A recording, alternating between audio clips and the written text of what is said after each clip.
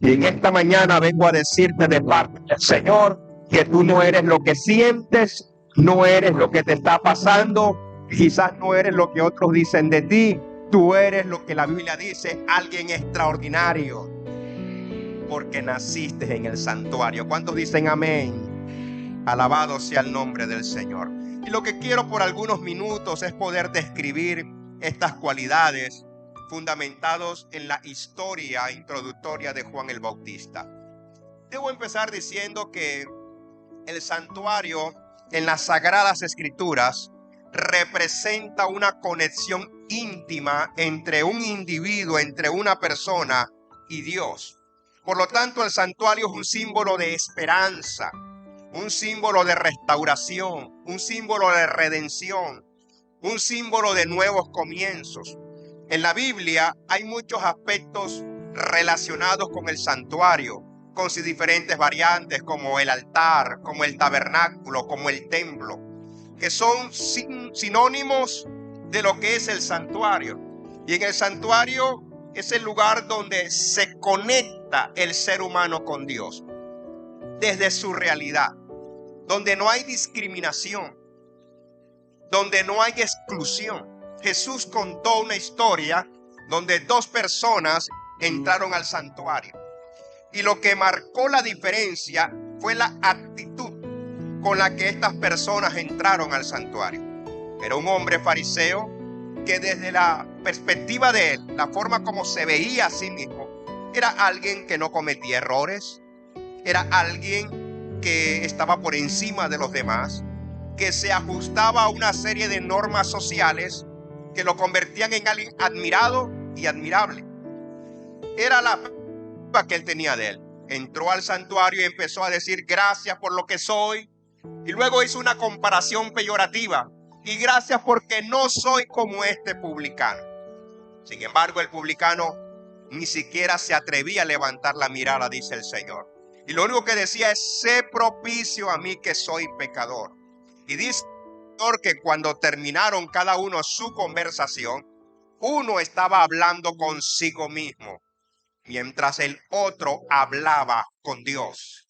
Y el que hablaba con Dios salió transformado de ese lugar, a pesar de que tenía una mala reputación, porque era un publicano, era alguien que era considerado una persona desleal, un traidor, de cobrar los impuestos para el imperio romano, siendo un judío, además de hacer una tarea humillante para sus congéneres, también tenía una conducta repugnable, y era que a los publicanos no se les tenía un salario asignado, sino que ellos les decían, usted tiene que traer X cantidad de impuestos, tiene que traer 10 pesos. Ellos decidían cobrar 30, 40, 50 y lo que quedaba era para ellos. Así que los consideraban alguien desagradable, alguien desleal.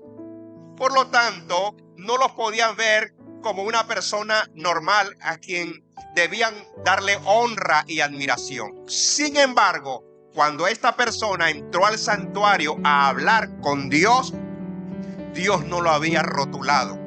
Porque lo lindo es que Dios no rotula a la gente por lo que hace. Dios odia al pecado, pero siempre ama al pecador. Y aun cuando te equivoques, el Señor no te rechaza por tus equivocaciones, porque Él sabe diferenciar las acciones de las personas. Él sabe que una acción puede estar mala, pero Él no considera a quien comete una mala acción una mala persona. Él dice, la acción es mala, pero Él fue hecho a imagen y semejanza mía. Y por eso Dios no rechaza. Y qué hermoso es que cuando estás en el santuario, puedes entrar sin miedo y sin angustia.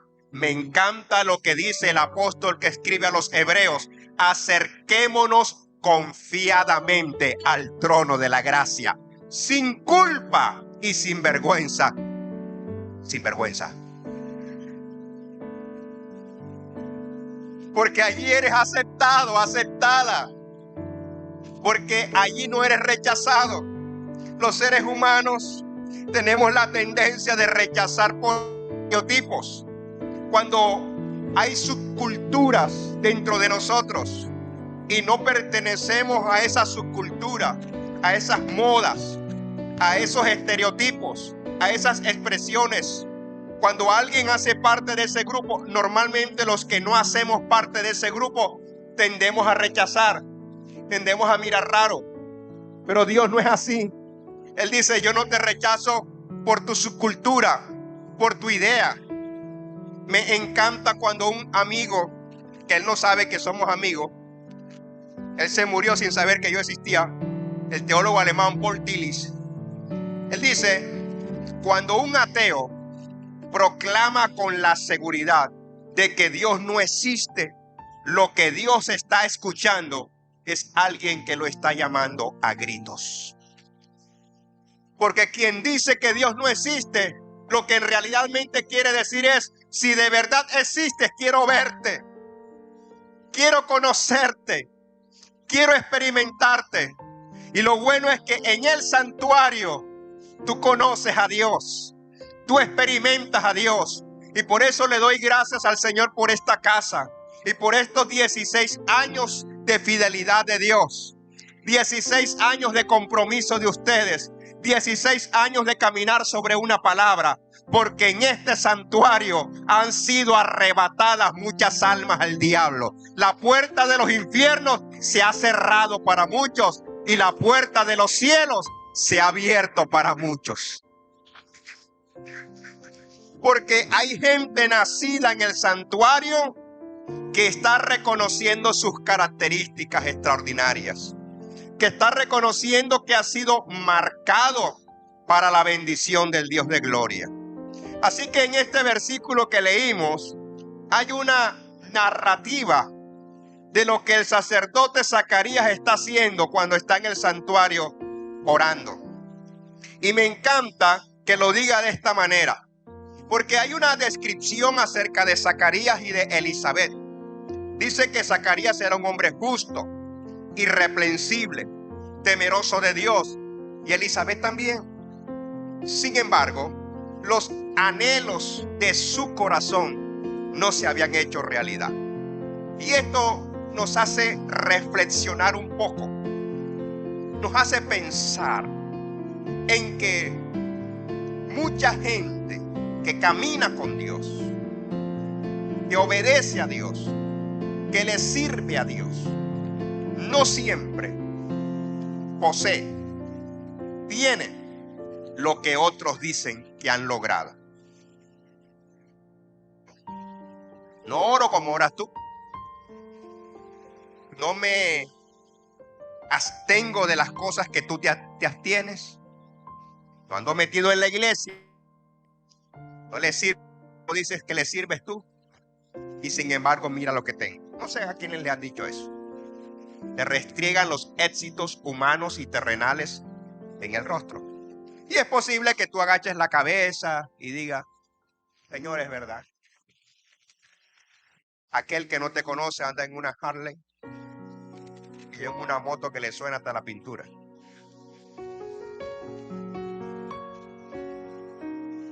Pero lo que sí te puedo decir es que en el proceso, la gente que está en el santuario, en el proceso sufre. En el proceso tiene carencias. En el proceso se desanima. Pero nunca termina así. Siempre termina en victoria. Zacarías posiblemente pasó la mayor cantidad, la mayor parte de su tiempo, lo pasó orándole a Dios: yo quiero un hijo. Los judíos tenían la costumbre de casarse muy jóvenes, especialmente las mujeres, entre los 12 y 13 años. Judíos, no se confundan, los judíos. Entre los 12 y 13 años, las niñas se casaban. A veces el hombre era un adulto mayor, una persona ya adulta, o también era un joven. Por lo que se logra leer entre líneas en la vida de Zacarías y Elizabeth, parece que los dos se casaron siendo muy jóvenes, pero estaban involucrados en el servicio porque ambos venían de los levitas, de la línea sacerdotal. Y seguramente Zacarías y Elizabeth Y cada vez que le tocaba el turno en el templo, oraban por el pueblo. Pero él siempre decía: Señor, acuérdate de mí. Yo quiero tener un hijo. Un día Zacarías fue donde el médico a hacerse unos exámenes porque quería saber qué estaba pasando. Le dijeron: vamos a aplicarte un espermograma para ver cómo están tus espermatozoides. Y cuando él fue a la semana siguiente a buscar el resultado, el médico le entregó el papel y Zacarías lo leyó: azoospermia. Zacarías dijo: ¿esto qué es, doctor? Que no tiene suficiente espermatozoides y no puede tener hijos. Wow. Y Elizabeth decidió también ir al médico. Y cuando le entregan los resultados de los análisis, esterilidad. Como dicen los jóvenes, por punta y punta. Entonces, va pasando el tiempo, pero estaban en el santuario. Seguían orando. Seguían sirviéndole al Señor. Hasta que un día dijo Zacarías: ¿ya para qué voy a orar? No tengo espermatozoides y la máquina se atrofió hace rato. Así que aquí no hay nada que hacer. Y lo lindo es que uno de esos días que estaba en el santuario, ya sin fe casi en esa área, ya sin esperanza en esa área, ya sin ánimo en esa área, pero siguió haciendo lo que Dios le mandó a hacer. Y ese día el ángel lo sorprendió. Y qué interesante, le dijo: Zacarías, tus oraciones han sido escuchadas. Porque la gente que es nacida en el santuario, Dios le cumple sus promesas. Y no importa cuánto tiempo dures orando, la oración siempre será respondida. No hay oración de gente del santuario que Dios no responda. Me encanta que la Biblia dice que para Dios un día es como 1000 años. Un hombre le dijo a Dios: Señor, yo necesito que tú me regales esto. ¿Cuándo me lo vas a dar? Y Dios le dijo: dame un día.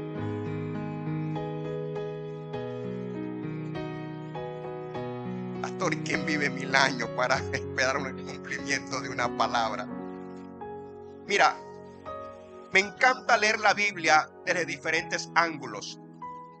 Y cuando lo miramos desde el ángulo de la fe y de la esperanza, nos encontramos con la historia de Marta y de María. Cuando Marta y María se dieron cuenta que Lázaro estaba enfermo. Y quiero que se ubiquen en el contexto. Una gripa en el contexto de Jesús, en los tiempos de Jesús, era algo grave. Una fiebre en el tiempo de Jesús era algo grave. Hoy usted tiene gripa, anda por ahí contagiando al mundo, a todo el mundo. ¿No le para bola eso? ¿Le da fiebre? ¿Cuál es el problema? Pero en ese tiempo no existía la medicina tan adelantada como está hoy. Por lo tanto, una enfermedad era la antesala de una posible muerte. Y mandan a llamar a Jesús. Y no aparece. Y se puede imaginar, me gusta que se meta en el proceso. Se puede imaginar a Marta y a María viendo a Lázaro cómo cada día se va deteriorando. Se imaginan asomándose a la puerta a preguntar: ¿no lo han visto? ¿Será que ya viene? Un silencio absoluto.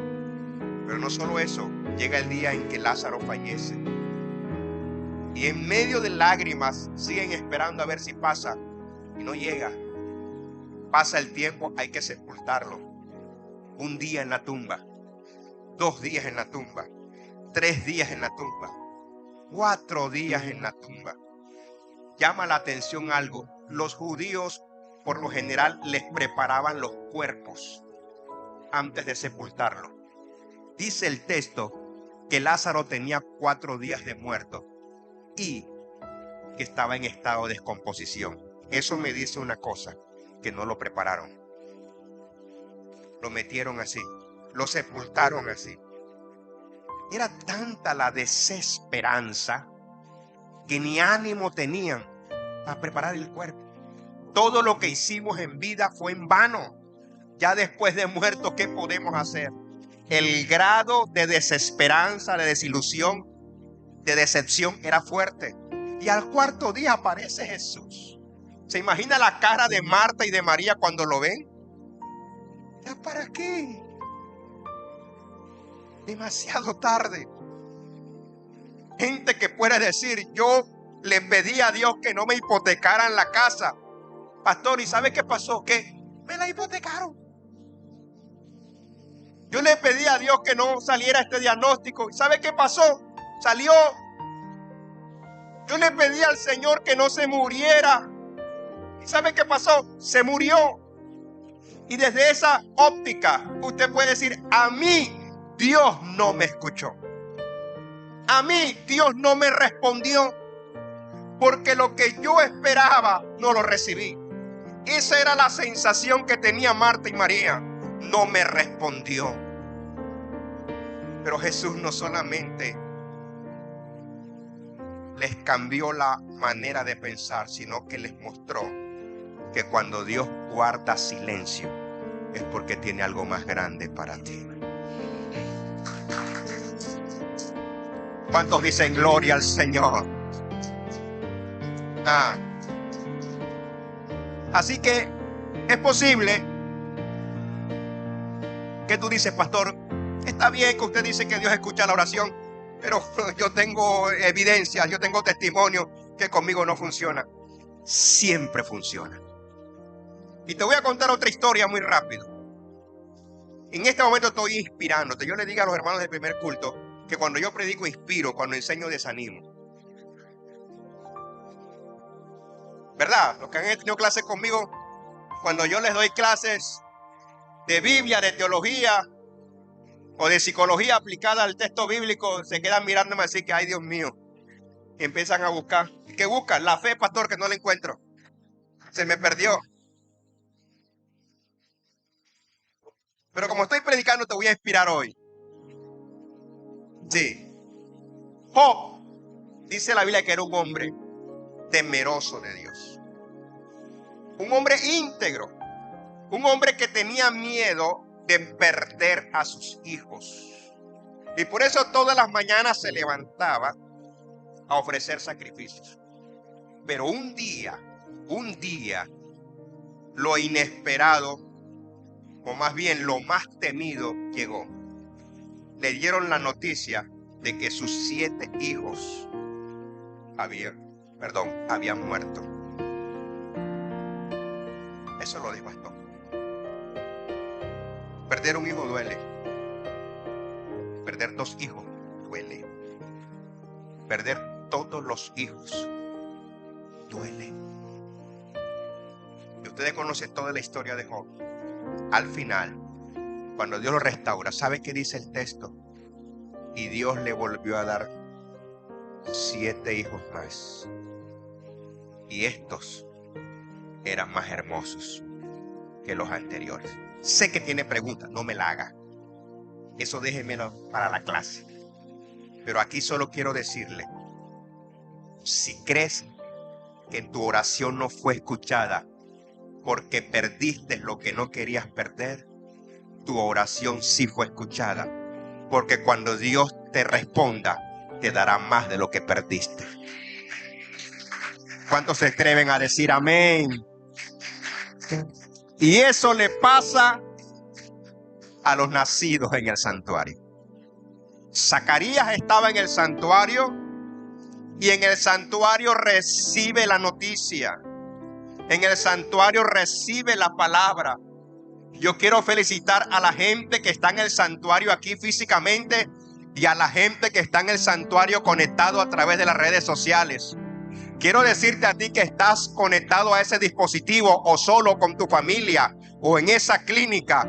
Qué bueno que en este tiempo estés en el santuario, porque en el santuario vas a recibir una palabra que va a transformar tu realidad, que va a cambiar tu caos en un nuevo universo, que va a transformar tu desesperanza en esperanza, que esa puerta que ves cerrada verás cómo se abre, porque lo que es imposible para los hombres es posible para Dios.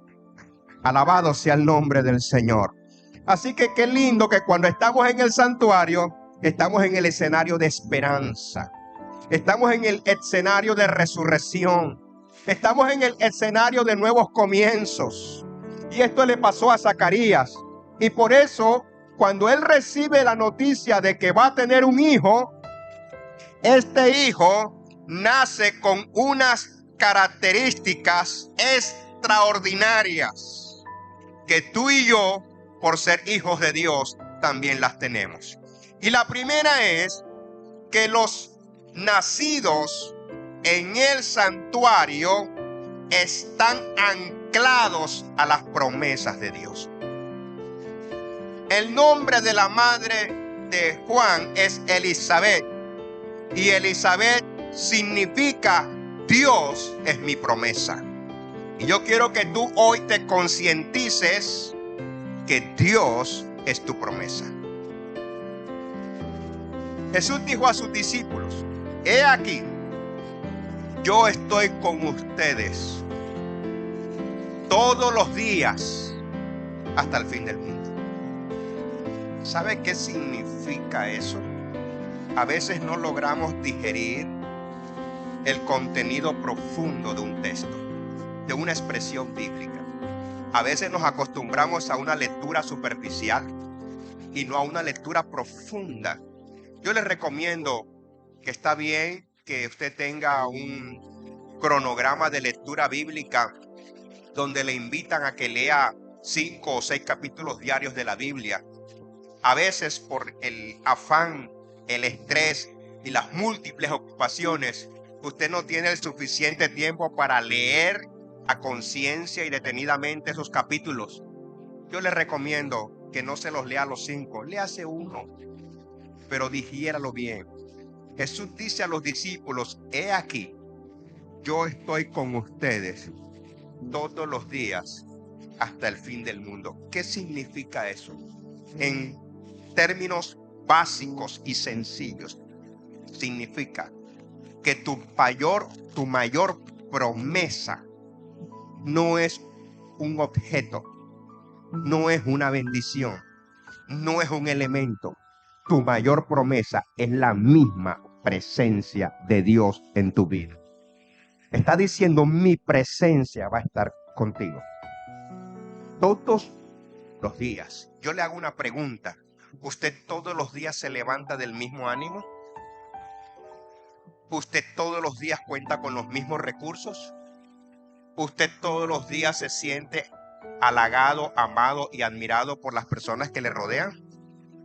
¿Qué significa eso? Que ustedes, los días que viven, son variantes. Varía su estado de ánimo, varía sus circunstancias, varía sus recursos, varía su motivación. ¿Sí o no? Y el Señor dice: independientemente de las variaciones que tú tengas, quiero que sepas que tienes una promesa. Mi presencia todos los días va a estar contigo. Señor, pero es que hoy no tengo fe. Señor, es que hoy no oré.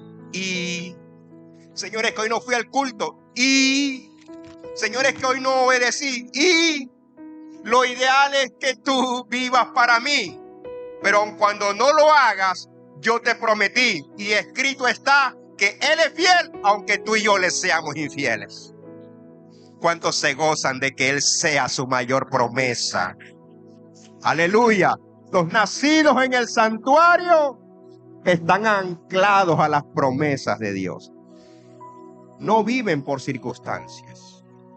Estamos viviendo tiempos muy difíciles, tiempos duros.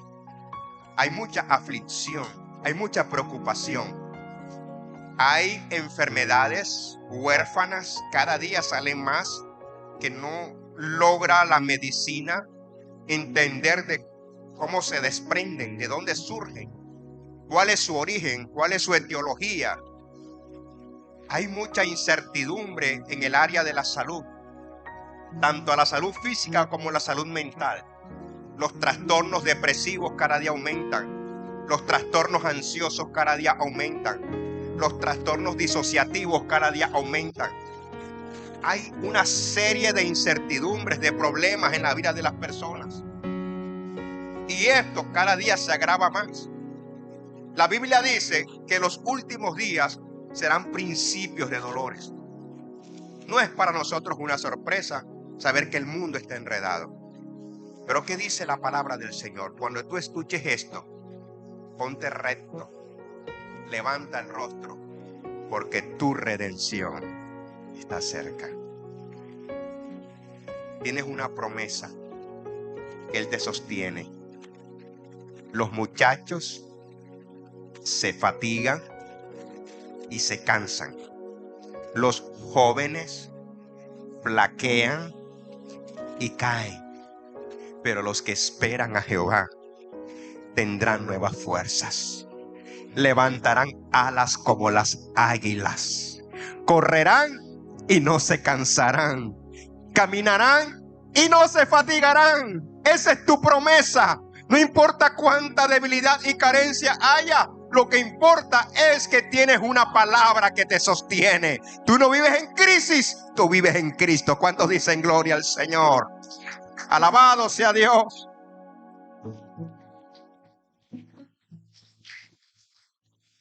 En segundo lugar, otra cualidad extraordinaria que disfrutan los nacidos en el santuario es que tienen un talante para surgir de la humillación. La palabra talante es sinónimo de espíritu. Tienen un espíritu que los están. Los sepultan y ellos salen. No se dejan hundir, porque hay algo por dentro que los hace emerger, que los hace surgir. Y esto me encanta tanto, y se desprende de las hijas de Aarón. El nombre de Aarón significa exaltación. El que te exalta, el que te levanta. ¿Sabes que Dios es experto en hacer visible a los invisibles? Dios es experto en hacer visibles a los invisibles. Y si no, pregúntale al rey David. Mira, que la gente no se acuerde de ti, vaya y venga, pero que se olvide tu papá de ti, ese es otro nivel.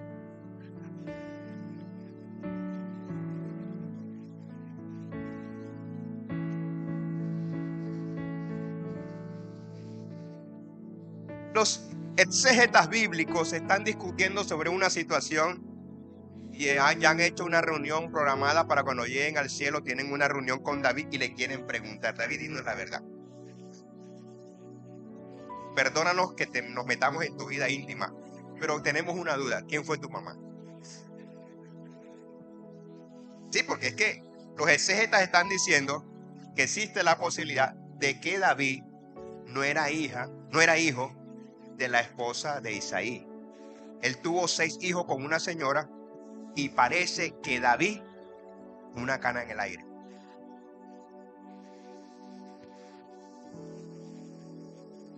La mamá de David demandó al viejo Isaí por alimentar, por cuota alimentaria. Parece, porque es cuando uno lee los salmos y trata de entrelazar, David dice: en pecado me concibió mi madre. Uno dice: huepa, ¿qué pasó aquí? Parece que el hombre está diciendo: mi papá perdió el año y mi mamá fue la mala nota.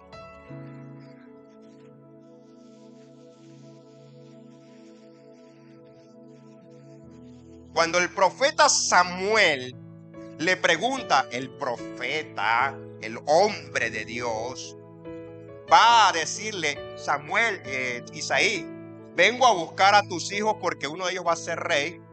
Pues obviamente Isaí le da pena decir que tuvo un desliz y que de ese desliz le salió un hijo, y por eso el muchacho lo mandó a cuidar ovejas.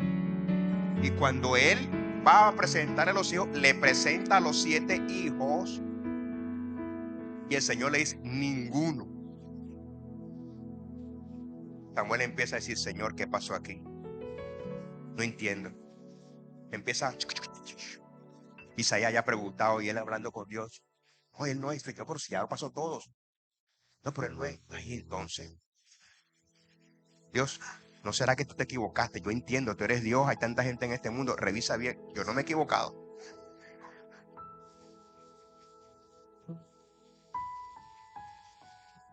Sí, exacto. Dios, verifica bien. Una que te equivoques, te la pasamos, Dios. No, yo no me he equivocado. Señor Isaí, disculpe, pero es que estoy hablando con Dios y el hombre no se equivoca. Y él me dice que usted tiene otro hijo.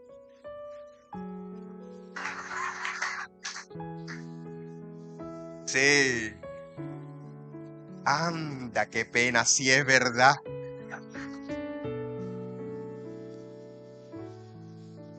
Cuando a David le contaron la historia, ¡ey, en serio!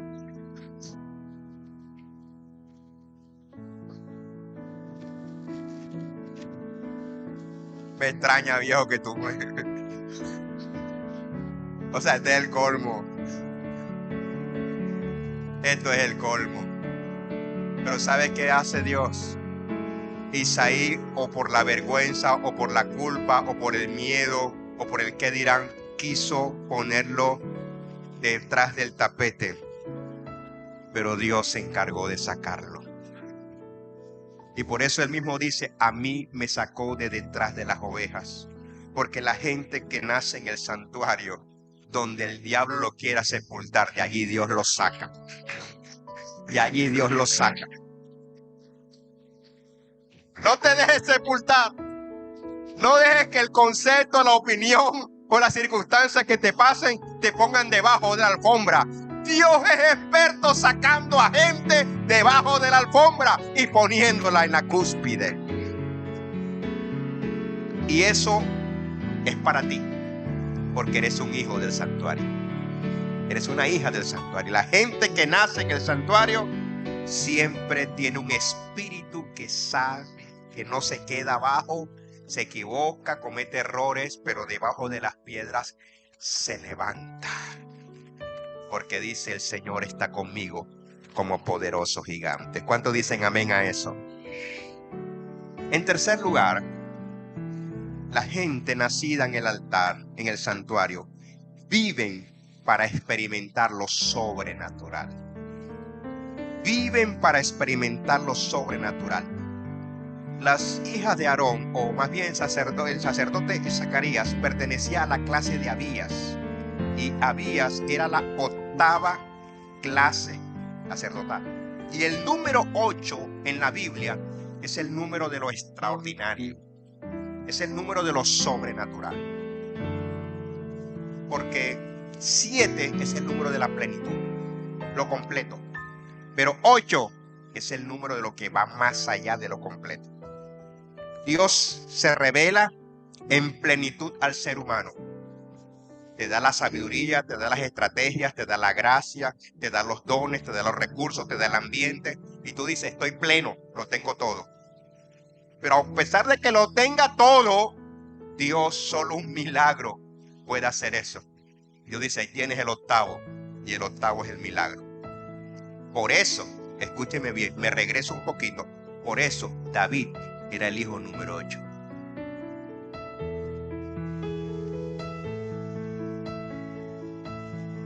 Porque los 7 no eran, era el número 8.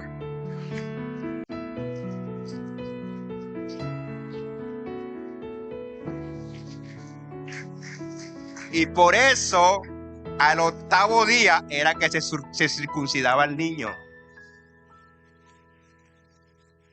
Porque el estilo de vida era sobrenatural. Porque sencillamente, cuando Dios dice, lo vas a circuncidar, está diciendo, lo voy a separar para mí. Todo judío es circuncidado porque es el símbolo de que es el pueblo elegido por Dios. Mire la historia. Israel ha sido atacada e intentaron aniquilarla de todas las maneras. Todos los pueblos bíblicos históricos han desaparecido. El único que existe hasta hoy se llama Israel. Porque está vivo, tiene el poder económico del mundo de una manera sobrenatural. Porque Dios lo escogió. Entonces, amados, con esto estoy diciendo que los nacidos en el santuario cuentan con esa experiencia sobrenatural. Viven viendo milagros. Tienen empleo, gloria a Dios. Se quedan sin empleo, siguen desayunando, almorzando, comiendo, vistiendo y se van de paseo.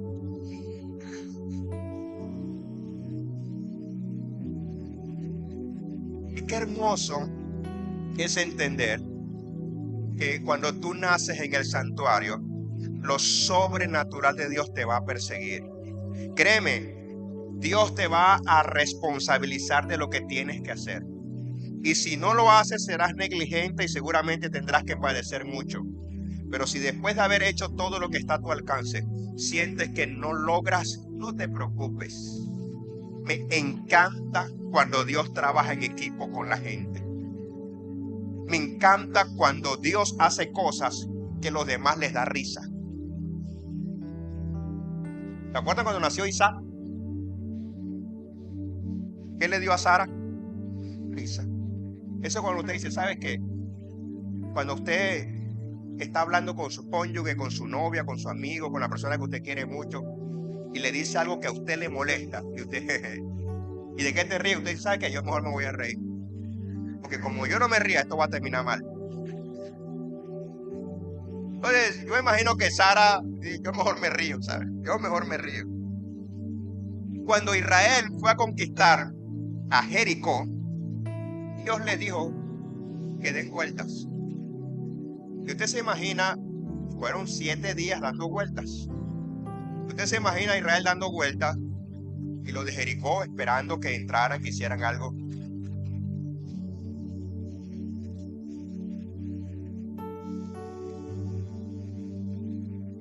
Ya al 5.º día, ya ni le paraban bola. Esta gente está loca. La gente está loca. Ellos hicieron lo que Dios les mandó a hacer. Y cuando ellos hicieron lo que Dios les mandó a hacer, el resto lo hizo Dios. La gente que está en el santuario no se cansa de hacer lo que Dios le manda a hacer. No importa que no vea resultados, pero no se cansa porque sabe que si hace lo que Dios le manda a hacer, el milagro lo hace Dios. Y mira, es tan interesante cuando escuché este testimonio de la persona que lo vivió, me pareció tan impactante para que te des cuenta de que Dios se mueve donde quiere, cuando quiere, como quiere, y los milagros Él lo hace a través de quien quiere. Un sacerdote católico estaba en la misa en la iglesia católica, y había un joven pianista que estaba tocando el piano. Y el joven dice que algo cambió el ambiente de repente. Una misa, donde usted va a la misa y encuentra a la gente.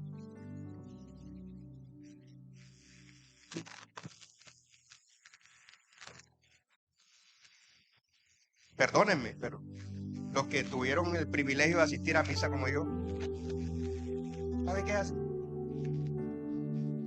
Una cosa más aburrida, repite tú y repito yo. Yo por eso evito que usted ande repitiendo, porque mira al lado, oye Carañé, que tú eres un desgraciado.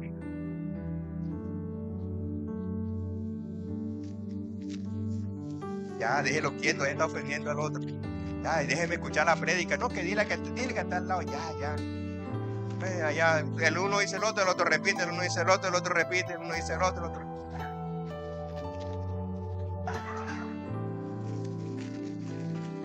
Misericordia, Señor. Algo me dice que es la última vez que predico aquí.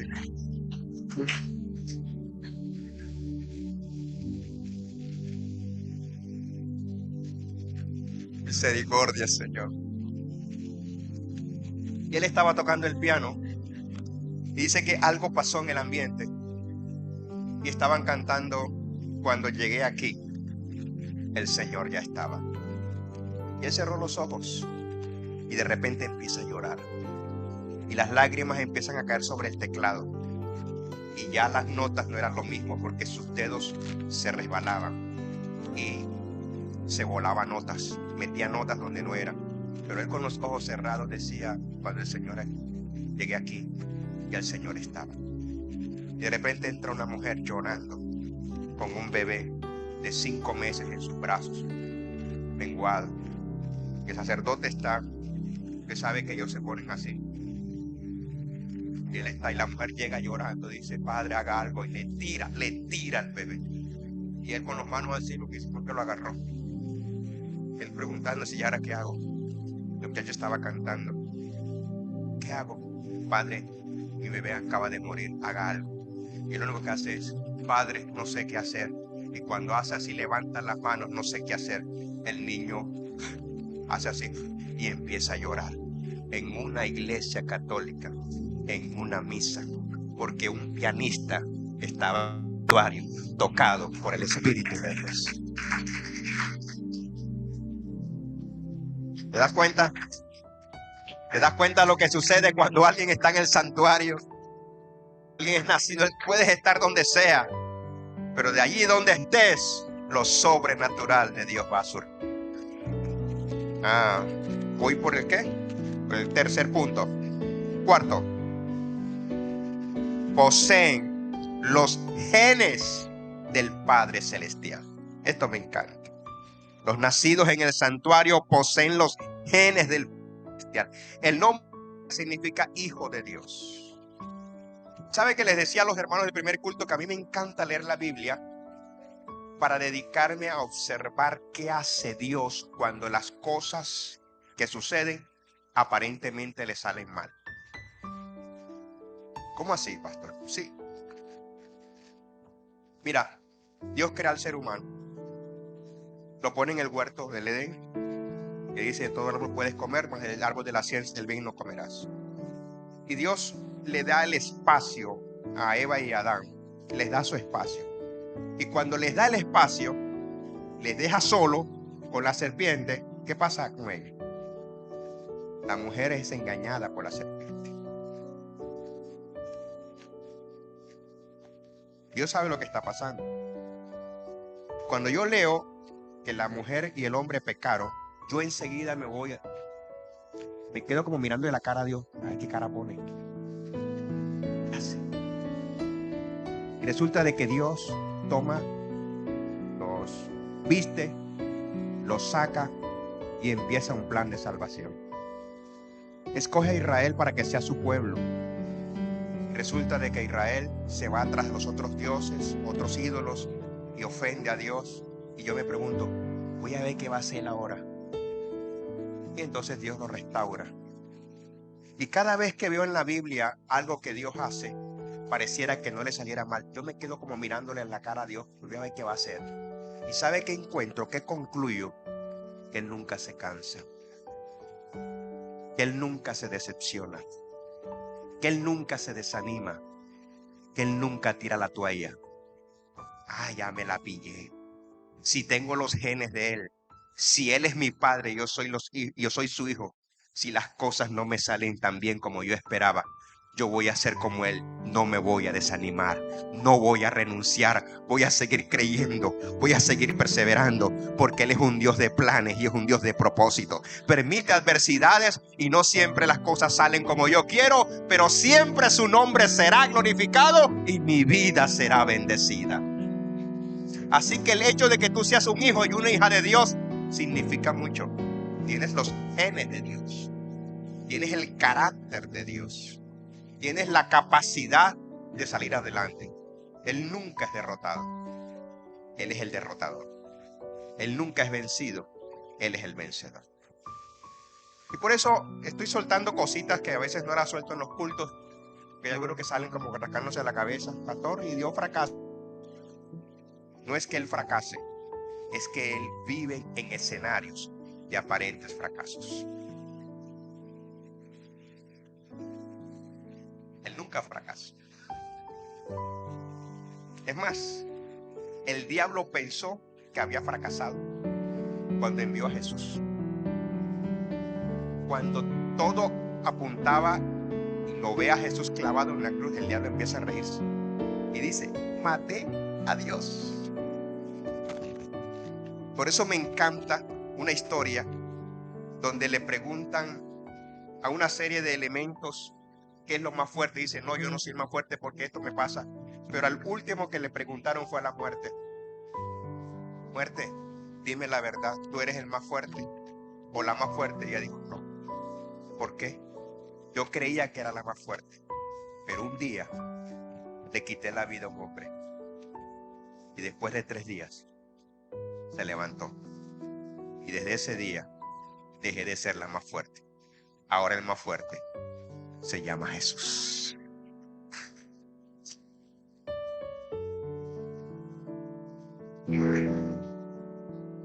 Y tiene sus genes. Cada día está siendo formada el carácter de Él. Eres un hijo y una hija de Dios. La gente que vive en el santuario tiene los genes de Dios, los genes de Dios. Quinto,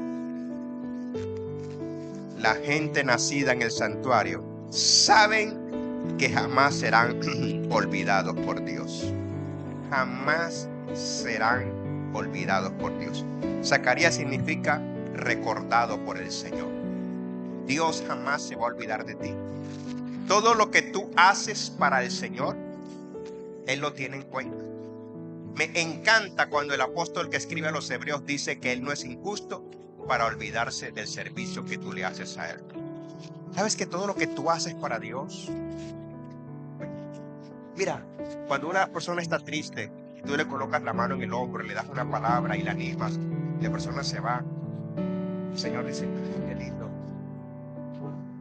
Y eso está marcado. Cada vez que compartes tu pan con alguien que tiene hambre, cada vez que vistes a alguien que está desnudo, cada vez que perdonas a alguien que necesita perdón, cada vez que le das esperanza a alguien que ha sido esperanzado, el Señor dice, de eso no me voy a olvidar. Lo voy a recordar. Qué lindo es que sepas que Dios está presente contigo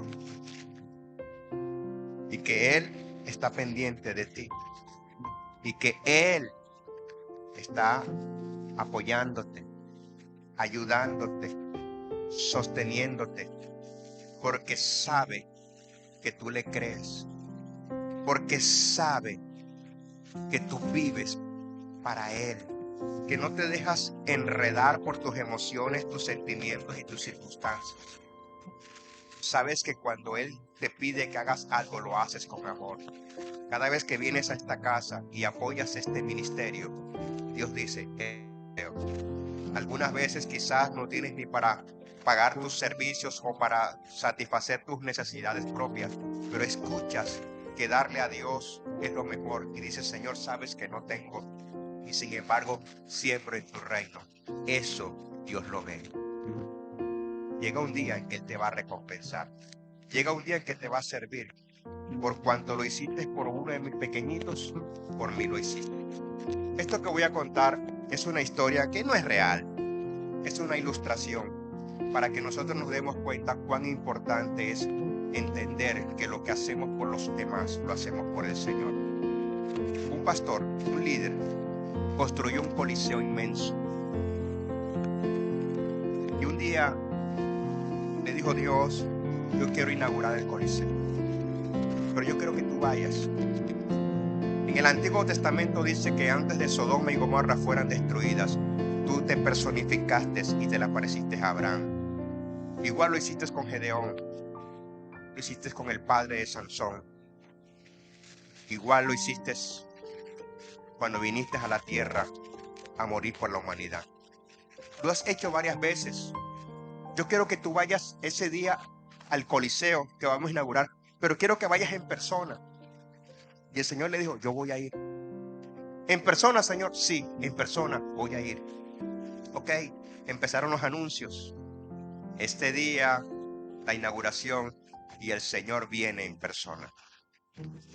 Llegó el día, llegó la hora. Ese estadio estaba a reventar. Todo el mundo esperando al Señor en persona.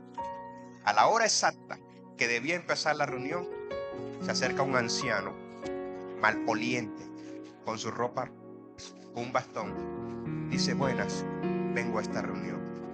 Los que estaban ahí al frente, qué pena, mire, hoy no tenemos tiempo para atenderlo a usted, venga otro día. Ahora mismo estamos muy ocupados, hoy tenemos una reunión muy especial, viene alguien muy especial. El anciano decía, por favor, yo vengo a esta reunión, déjeme entrar. Llamaron al líder, pastor, mira, aquí tenemos un problema. ¿Qué pasó? No tenemos tiempo para eso. Él se acerca con 2 ujieres, toman al anciano, lo retiran, se lo llevan de por ahí y listo. Bueno, pasa 1 hora, pasan 2 horas, 3 horas y se acaba el evento. Todo el mundo se quedó esperando al Señor. El hombre termina, se va para su casa, decepcionado, desilusionado, se tira de rodillas y dice: Dios, ¿por qué me hiciste esto? Me prometiste que ibas a ir. Me sorprende que me hayas defraudado. Y el Señor le dice: a mí me sorprende que tú no me hayas dejado entrar. ¿Cómo así, Señor? ¿En qué momento fuiste? Fui vestido el anciano, maloliente y andrajoso. Pero Señor, ¿por qué fuiste así? Porque yo te dije que iba a ir. Lo que no te dije era cómo iba a ir. Cuidado. Resulta que está a tu lado persona que menos crees. Porque Él sabe personificarse de la manera correcta. Por eso el texto dice que cuando llegue el fin, Él pondrá otra a la izquierda. Dice: tuve preso. ¿A quienes meten preso? ¿A quienes meten presos? A los que cometen delitos. Señor, jamás imaginé que tú fueras a vestirte de alguien que comete un delito. Si lo hiciste a ellos, a mí lo hiciste. Solo quiero que sepas que la gente que vive en el santuario le sirve a los demás como si le sirviera al Señor. Porque sabe que no quedará sin recompensa. Porque su recompensa no está aquí en la tierra, está en el reino de los cielos. ¿Cuántos dicen amén? Alabado sea el Señor. Sexto lugar, las características extraordinarias de alguien que nace en el santuario enfrentan al enemigo de la alabanza a Dios.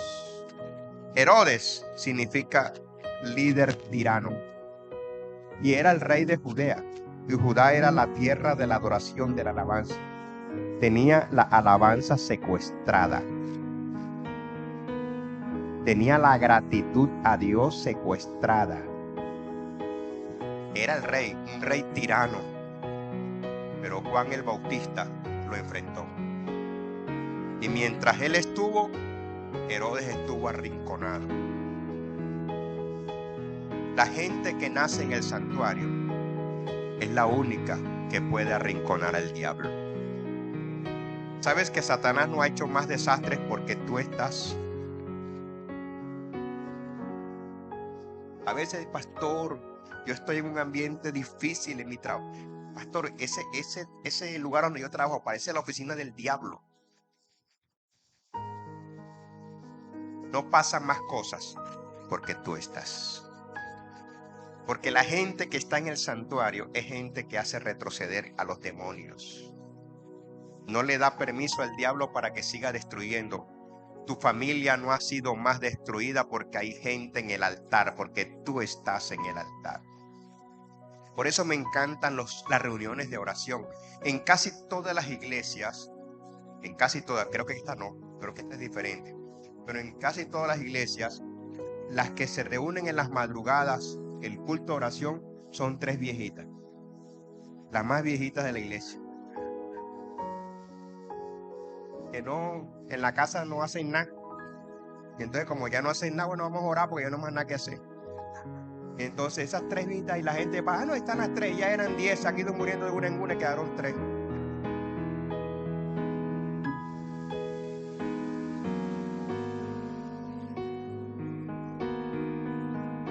Pero esas 3 que van a orar son las que sostienen ministerios poderosos. Son las que hacen que los hombres y mujeres de Dios, cuando suban el altar, prediquen con fuego, con unción. Y muchas veces los que ministramos en el altar no tenemos la vida de oración que tiene gente que dice: Señor, Es un cabezón, Padre, pero ten misericordia, úsalo, Dios mío. Úsalo porque tú sabes que hay gente que necesita escuchar tu palabra. Hay gente que necesita conocerte. Hay gente que...